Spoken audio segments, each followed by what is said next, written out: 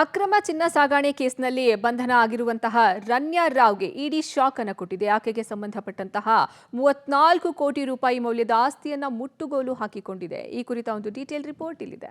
Gold smuggling ಕೇಸ್ನಲ್ಲಿ ನಟಿ ರನ್ಯಾಗೆ shock. ನಟಿ ರನ್ಯಾ ಆಸ್ತಿ ಮುಟ್ಟುಗೋಲು ಹಾಕಿದ ಇಡಿ. 34 ಕೋಟಿ ಮೌಲ್ಯದ ಆಸ್ತಿ ಮುಟ್ಟುಗೋಲು. ಬೆಂಗಳೂರು, ತುಮಕೂರಿನಲ್ಲಿರುವ ಆಸ್ತಿ ಜಪ್ತಿ.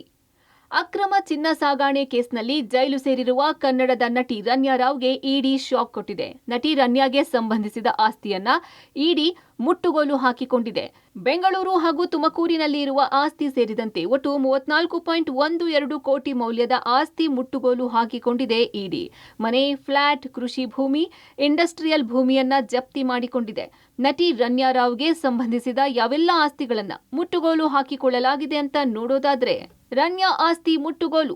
ಬೆಂಗಳೂರು, ತುಮಕೂರಿನ ಆಸ್ತಿ ಜಪ್ತಿ.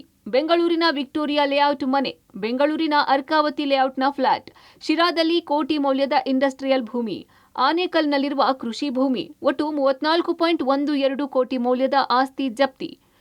ಪರಪ್ಪನ ಅಗ್ರಹಾರ ಜೈಲಿನಲ್ಲಿರುವ ರನ್ಯಾ ರಾವ್ಗೆ ಬರ ಸಿಡಿಲು ಬಡಿದಿದೆ. ಗೋಲ್ಡ್ ಸ್ಮಗ್ಲಿಂಗ್ ಹಗರಣ ಜಾಲಾಡುತ್ತಿದ್ದ ಇಡಿ ಆಸ್ತಿ ಮುಟ್ಟುಗೋಲು ಹಾಕಿಕೊಂಡಿದೆ. ಕೆಐಎಡಿಬಿಯ ನಾಟಕ ಬಟಾಬಯಲು. ಶಿರಾದ ಇಂಡಸ್ಟ್ರಿಯಲ್ ಭೂಮಿ ಜಪ್ತಿ.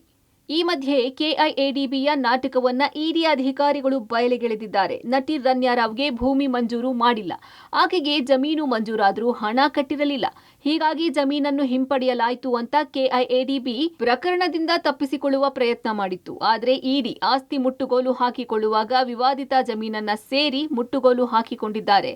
ಶಿರಾದ ಬಳಿ ಇಂಡಸ್ಟ್ರಿಯಲ್ ಜಮೀನು ಜಪ್ತಿ ಮಾಡಿಕೊಳ್ಳಲಾಗಿದೆ. ಇದು ರನ್ಯಾ ರಾವ್ ಹೆಸರಿನಲ್ಲಿ ಇತ್ತು ಅಂತ ಹೇಳಲಾಗ್ತಿದೆ.